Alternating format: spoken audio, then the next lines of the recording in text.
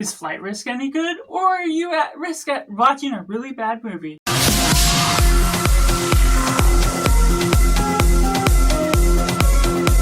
Hello and welcome to Cinema, where we focus on the film. I'm Josh, this is Simply Cinema. Let me know down in the comments below what you thought of Flight Risk. Was it good, was it bad, or somewhere right in the middle? Let me know all that. Make sure to like this video if you enjoy it. Subscribe if you haven't already to join in the film culture community, where we talk about the love of cinema as a whole. And getting right into the synopsis. When a U.S. Marshal is tasked with transporting a government witness to a trial, there's things that come about where they discover the pilot is a hitman himself, and after they subdue him, they have to figure out how to fly the plane safely in order to make the landing. And taking it right into positive, this is a film directed by Mel Gibson, who has done renowned films such as Hacksaw Ridge and Braveheart, who I just really think he is great at directing what all is being tackled within this. It's a close proximity environment. What they do, it doesn't take too long in order to get them on the plane, so it manages to get a compact story within 90 minutes that makes sense to the nature of how this story goes on about.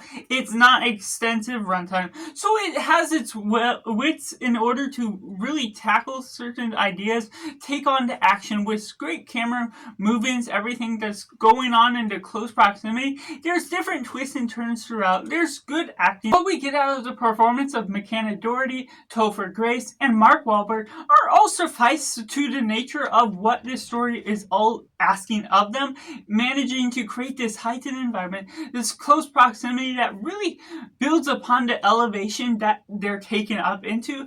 There's danger and risks all throughout the film that manages to create some serious situations here and there, and it's interesting by the way that it tackles this within other calls that they're trying to reach out to people, how to fly the plane, and that's where it shifts gears at different times with the management of what it's doing with its narrative and getting you into the understanding of certain things that come about along the way. And taking it into the mix moments, there's some moments here and there where the story doesn't always progress itself the quickest in the nature of, even though it's a shorter runtime, there's things that really fill in the gaps of what all is going on with the silence, some strange answers here and there, how the dialogue is being played out. Even though the cast is great, I'm not necessarily fully sold on what's going on with their characters, how everything is progressing as a whole.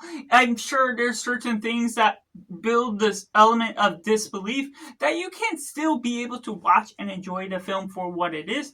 But there's some things with Mel Gibson as a director. He's done these wide-scaled films, Hacksaw Ridge, Braveheart, other things that go about along the way. This is very different because it's in a close quarters place that in one sense you would expect to really build up and heighten the environment, but I don't feel like it was as tense as it really should have been for the nature of what all the story is taking place as. You're really building upon this thing where it should be the highest of stakes, and while yes, there is risk, there is stakes, you're not necessarily fully engaged with what all is going on in every single moment. There's heightened experience, then it dies down. There's heightened experience, then it dies down again. With the tenseness and the way they build upon the elevation of the story, they heighten up the experience. There's certain things where it makes sense, or contrived moments where you sort of see where things may be going, and certain elements may come up too late with the twist reveals that yes, they hinted at the beginning, or they're hiding the villain of the story, what all was going about. But unfortunately, the way certain things unravel, unless you're really engaged with the first half and really building upon what all is going on throughout, certain reveals can feel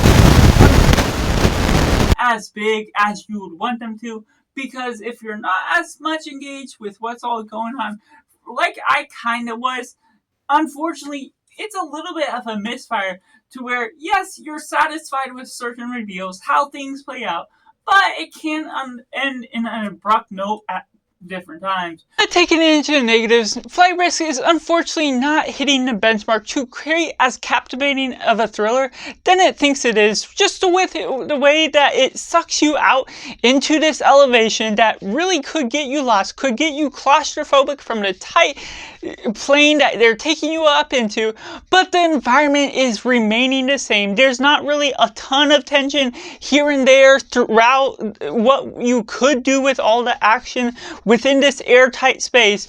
Unfortunately, it's not keeping you going with the things. Things can be changing here and there, but it's not constantly in this elevated state of building up the stakes, building up what's all going on, how Mark Wahlberg is playing in on a villain. And while there is some changing plot twists of what all is going on in the outside, with the way they tackle this third-party part of the film, having this other villain that's going about with the whole scheme of the film as a whole, unfortunately, by not changing the scenery, taking you out of the plane at different times, showing you some of the other elements and the colors that they're trying to learn how to fly the plane for, that just really locks you in. Doesn't feel like it's ultimately changing too much of the play that's all going on within the overall scope of the film.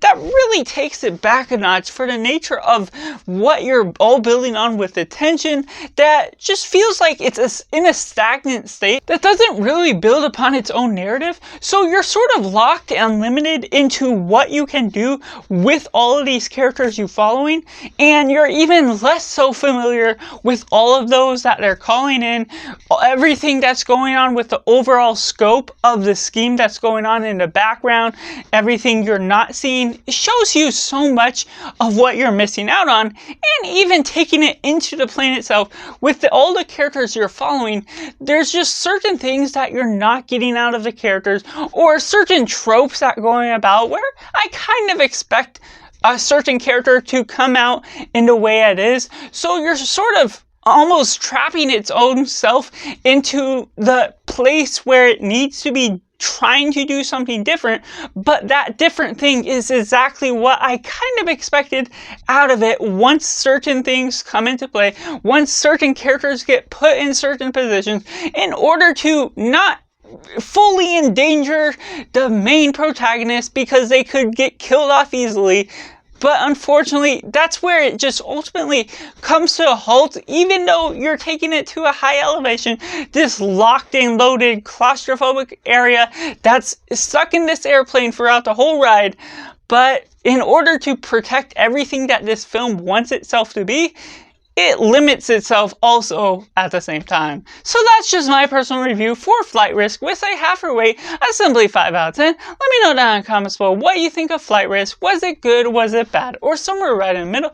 And you can join in the film culture community down in the comments below so we can have a nice discussion. Make sure to like this video if you enjoy it. Subscribe if you haven't already to join in the film culture community where we talk about the love of cinema as a whole. So that's just all, and make sure to do yourself a favor and go watch a movie.